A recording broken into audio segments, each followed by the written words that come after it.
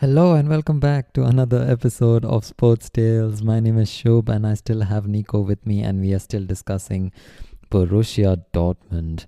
On today's episode, we will be discussing the Dortmund's philosophy is winning everything. So do Dortmund want to be in Bayern Munich's shoes or are they happy with what they are doing at the moment? And a suggestion at the end from their dearest and their lifelong childhood fan, Nico. Welcome back.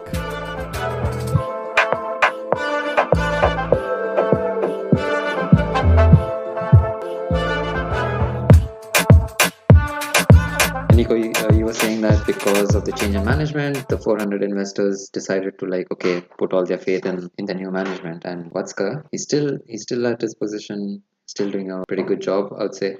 But yeah, firstly, I want to touch upon how much of the philosophy has changed in terms of money management, because almost at the brink of bankruptcy, and then Watzke comes in, and now the Dortmund philosophy with transfers is completely different. You buy young, you develop them, and then you sell at a profit.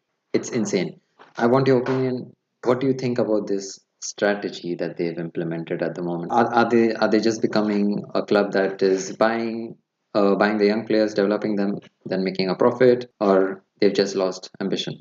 Well, I think this is, and I also have to mention, it's exactly the strategy you just mentioned. We buy young, talented players, develop them, and then sell them for a high price. This is the strategy we are going so far. We started this strategy when Kloop came because he was into young players. And he was really good in developing young players and trust them. How do you feel as a fan? Because the season alone, they have Reina, they bought Billingham, they have Sancho and Haaland. Their average age is 18 years. Yeah, I totally agree with this strategy, and I'm into the strategy. I mean, what is the alternative? That you again buy expensive players, and then they might fail, and then you lose a lot of money, and then you might sell them for a much lower price. This could be the alternative. The alternative is not buying young players right now. It's not buying young players and prolong their contract, paying them money. This is not. We are not at this point so far. So the only strategy which is working is buying young, talented players, and Dortmund has become a club, a city which has a very good reputation in Europe and in the whole world for young players. So they have the chance in Dortmund to play constantly, not going to other clubs, to big European clubs, Manchester United, Real Madrid, where they might sit on the bench exactly. So we have become a very good address in Europe for young talented players, and this is the only strategy which is working and where we can narrow the gap between Bayern Munich. But on this, you mean on a financial front? Because then I want to come to this question because Bayern are winning and they are going to be winning, which leads me to the second question is, okay, you are fine with this strategy because the alternative is your club dissolving, which you don't want. All well and good. But is there a point in time where you will feel, okay, all good with the strategy, but now I don't want to be selling these young players and make profit because my club is stable. And now is the time that I want my club or I want to see my club winning again. When does that? I mean, we are winning. We are winning, right? Maybe not the championship, but still we are winning. And we have in the last years we were quite successful, I would say, and on European level and also at national league. I mean, we didn't win the championship, but still, you don't have to win the championship always or have big success on European level. These cannot be our expectations. So we should go this way until we can keep those players, be able to pay a bigger salary because unfortunately, this is the most important thing, right? Also for young players that they have like a high salary. We cannot compare with the salary with Bayern Munich. We cannot pay the same salary. So, of course, it breaks my heart when a young player, like when Götze left to Bayern Munich, or when Hummels left to Bayern Munich, when all these talented young guys, Shinji Kagawa, and then also it was talking about the Dortmund right now. It was clear from the moment when Erling Haaland joined the team, he signed the contract. It was clear that he won't stay in Dortmund for the rest of his life, but we sell him. We sell him in the next 2, hopefully maybe 3 years. We're going to sell him for much more money, right? But this is the strategy, and we have to accept it and get used to it. And also Sancho or Bellingham, Gio Reyna. I mean, they're all talented.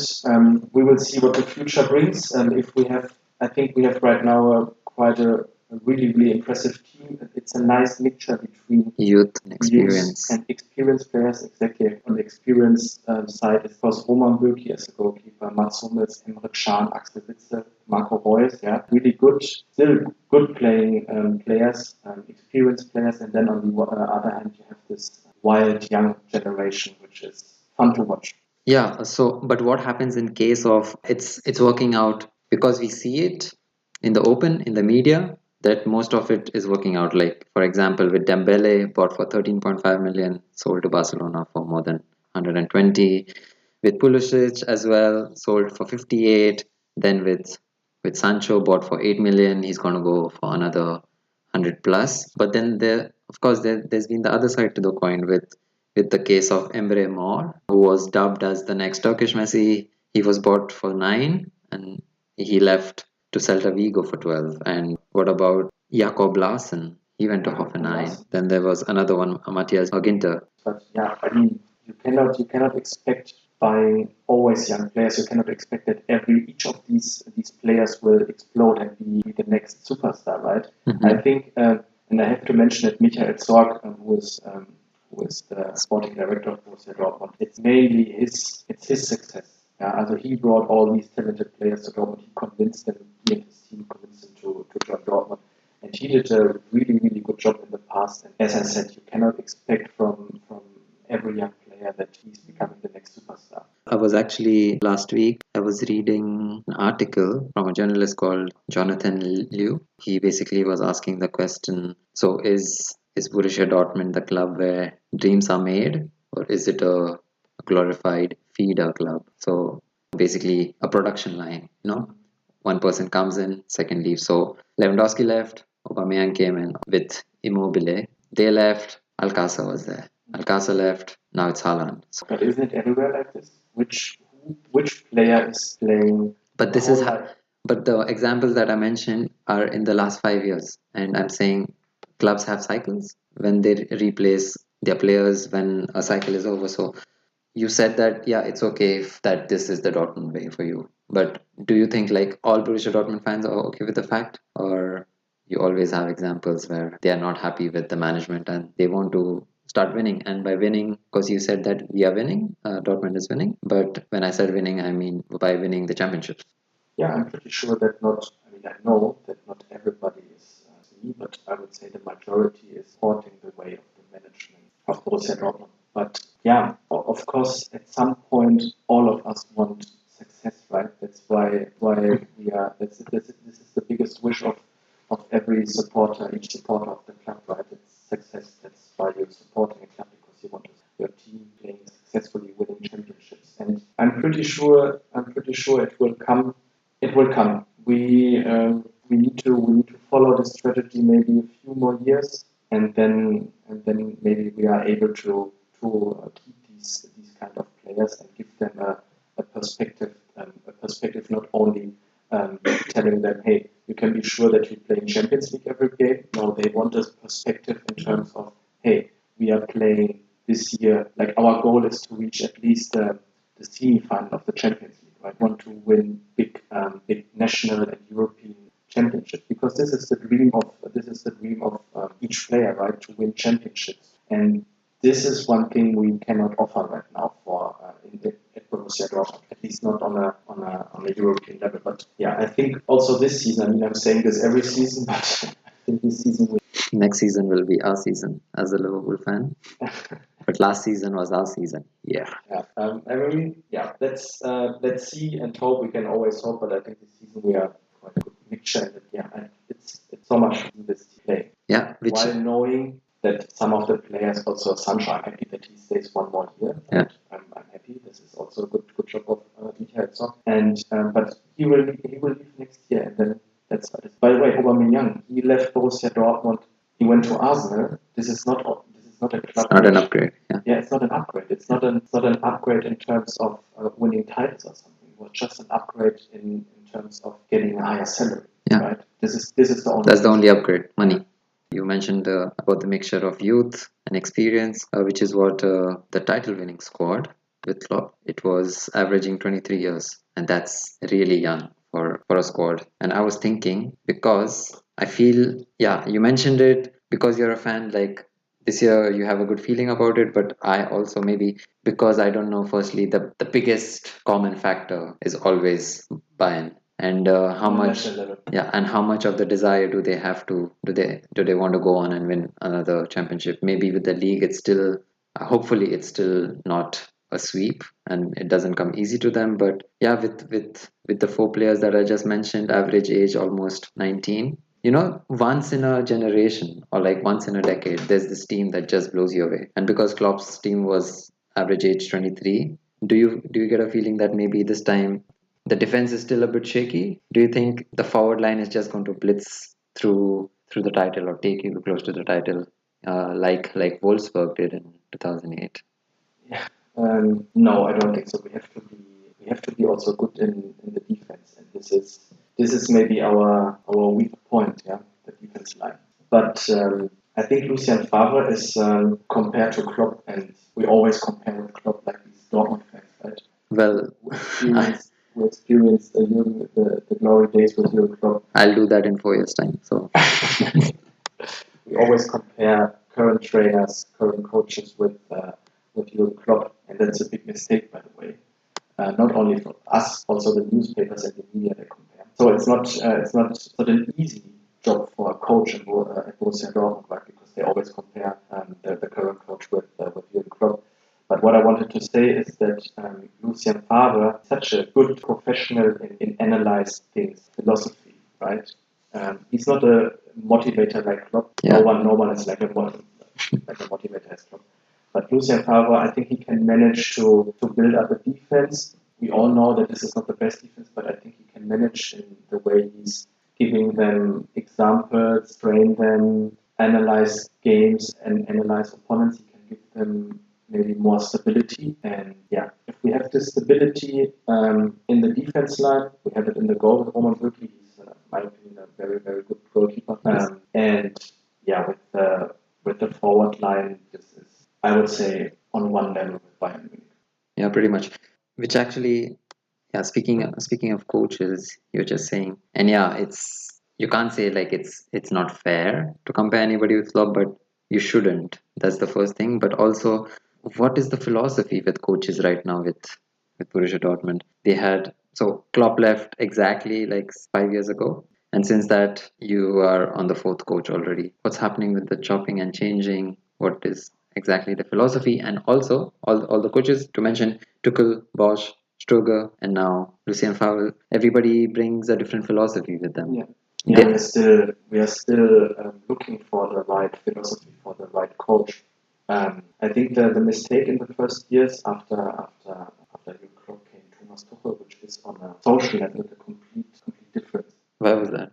Or how was that? He was same as Favre. He was very much into the game. He would analyze a lot, right? Mhm. But he was not like his social intelligence. I would say talking, social level, talking close to the team. He wasn't the best. He couldn't motivate the players. He was and he's still. I think he's a weird character who is also not willing to. You also have. I mean, you have to see that Jurgen Klopp had not only a good connection to the team, but also to the management. Michael Zorc, the sport director, Hans-Joachim Watzke, the CEO, and Jurgen Klopp, they were friends. Right? Yes. They had such a close relationship, and they trusted each other so much. It was clear that coaches who came after Klopp, it wouldn't work like this anymore. Right? This is also something where the management has to change, like in terms of how, if we're getting a new coach, we have to accept that this guy is a different one and he's working differently than Klopp. And the thing with Tuchel why he left at the end, he was quite successful, right? Yes, he was. He was really successful. I mean, we were so close in his first season to win the champion German national league, and then we won in his second year the DFB Pokal, which was his last game at the end. Yes. Why? Because he was successful, but he had it was also this season where this bomb attack was on the German on the Borussia Dortmund was. And he didn't behave the way the Dortmund management was expected. They had fights, they had arguments, and then at the end they decided to let him go, which was, I don't know. I think Tuchel is a really, really good coach, but you don't have these insights, right? You don't know exactly what happened there and how he behaved. But I think at the end he was the wrong coach for Borussia Dortmund. And then the two other guys who followed, Peter Stöger and Bosch, who we thought, I mean, Peter Stöger was more or less an interim coach. I would say he was not the first choice. But also Peter Bosch, he didn't got really close to the team. He couldn't convince the team of his philosophy. Lucien Favre right now, he has a different standing in the team. I think a lot of players respect him. He's a very respected person in the team, but he's not that buddy, like Jurgen Klopp, yes. Like, hey man, get your ass up and rock this show. He wouldn't say this to his players, right? He's more analytic. But do you think, like Borussia Dortmund, should the club be setting a philosophy that the managers need to stick to, and then hire the right managers that connect with the club's identity? Or do you think coaches come in and then they get their philosophy through? Oh. Yeah, because this is the mess that's happening now. Tuchel, Bosch, Sugar, everybody's bringing down philosophy, and then it's now a complete mess. And now Dortmund can't identify who they are. Yeah, I agree. This is, I think, the biggest problem. I mean, before you hire a new coach, right, you have various conversations, and in these meetings, the management tells the coach, this is our philosophy. Can you identify with this philosophy? So, in the first place, it's always the philosophy of Borussia Dortmund, what they are expecting from the team, what they're expecting, how they play, how they're gonna connect with the fans, the way they play. So in these meetings, of course they're talking about the philosophy, and every coach, because if you have a job interview at Borussia Dortmund, of course you agree with the management's philosophy, right? You would agree and say, yes, of course I'm playing this philosophy, and I totally agree, and I'm the right guy. Everybody. Do you think, of course, the management is, I mean, it's one of the best managements in the world of football, but do you think there's something lacking with the management as well? Because you don't want a yes coach. Klopp wasn't a yes coach. I mean, he's a straightforward guy. If he doesn't like something, he will let you know. But he's also a person with human and social intelligence, like you mentioned. He works on emotion. But that's not to say that his tactics are bad. But when the Dortmund board is hiring or looking for the next manager, like from the outside, do they already have an idea that this guy could be somebody who can identify with our philosophy? Or is it only during the interview processes that this is happening, and then the coach is like, yes, because it's Dortmund, because it's going to put him on the footballing map, he will be like, yeah. As a management, you wouldn't choose, or you wouldn't invite a possible coach. You wouldn't invite him for a job interview if you haven't done research, if you haven't observed his way of playing. Yeah. If you haven't observed the way he's talking to his former team. I think this is they talk to a lot of people in advance, before they invite them to a job interview. And I'm pretty sure that the management is choosing coaches where they are sure of they follow the philosophy. So of course, Tuchel got into a lot of argument, and then he couldn't get along with the board. What went wrong with Bosch? Well, Bosch was playing this football, this offensive football, right? Scoring a lot of goals. He was playing that, and he came from, he came from Ajax Amsterdam, and with Ajax he was playing exactly the same football as the philosophy says we should play in Dortmund, right? Yes. So forward, pressing, and scoring a lot of goals. We scored a lot of goals with Bosch, 3, 4, 5 goals in a game, but our defense line was horrible. We had good players at the defense line, but we got too many goals and our defense line was shit, and our performance was not stable. We were winning 5 games, and then we were losing 3 games against opponents like Freiburg, Augsburg or something. We were performing great in the big games, but he couldn't transfer this to the team like, hey guys, this is Augsburg, but still I want to see 100%, and he couldn't transfer that feeling. That's why he left, which was the right decision in my opinion. Now in Leverkusen, Bosch is now in Leverkusen. He's playing the exact same football. So from his philosophy, right, playing forward, pressing, he was the right guy in Dortmund. But in terms of talking to the team, pushing the team, motivate the team in the right way, he was obviously the moment. I want to ask you, as firstly a fan, and from a fan's perspective, what next for your beloved football club? What comes next? Firstly, with the season, maybe we could also get to do this at the end of the season and reflect on this episode that we are recording now. But what are you looking forward to in the season, and what next do you hope to happen? Quite excited actually for this season. I mean, this whole pandemic thing is. Do you think also because of the pandemic, it also gives a very small but a chance, a window where you could actually strike Bayern again?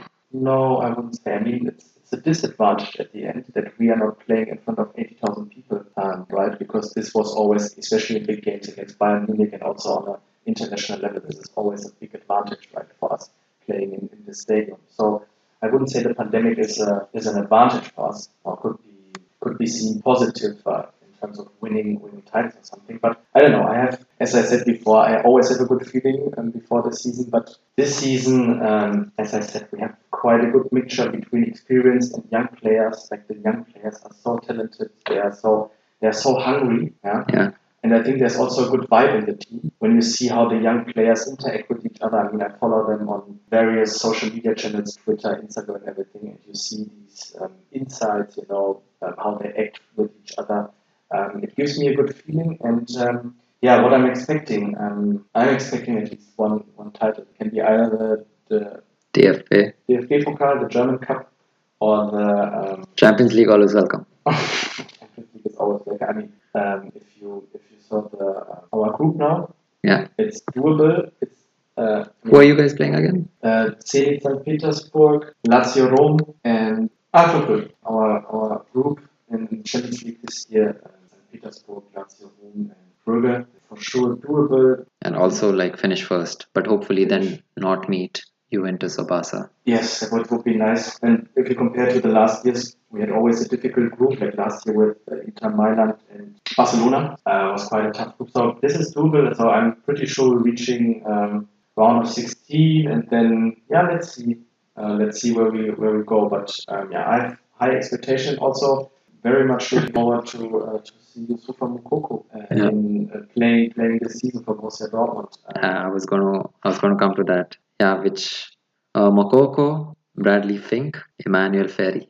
What do you think of these guys? All very talented guys, which come from the youth of Borussia Dortmund. So we haven't bought them from European top clubs, from European academies. No, this is These are homegrown, the pride of German Dortmund. Dortmund youth, and this is where also Mario Götze came from, Marco Reus. where Marco Reus came from, where this is always something special because the people in Dortmund they can identify with them more easily than with I don't know with Jadon Sancho, which comes from Manchester City from the academy. Joined Borussia Dortmund, can as a fan you can much more identify. If you Yusufa Mokoko now plays 4 years in Dortmund, and he was scoring goals like crazy, and everybody is hoping since years, hey, when is this guy becoming 16? And now they changed the law. Dortmund did this request to the German league that if he can play with 16, and everybody agreed, and in November he's becoming 16. And also the other guys, I don't know their age, but this is our future. Yeah? So, and I feel like because we had this topic about getting young talented players, develop them, and then sell them.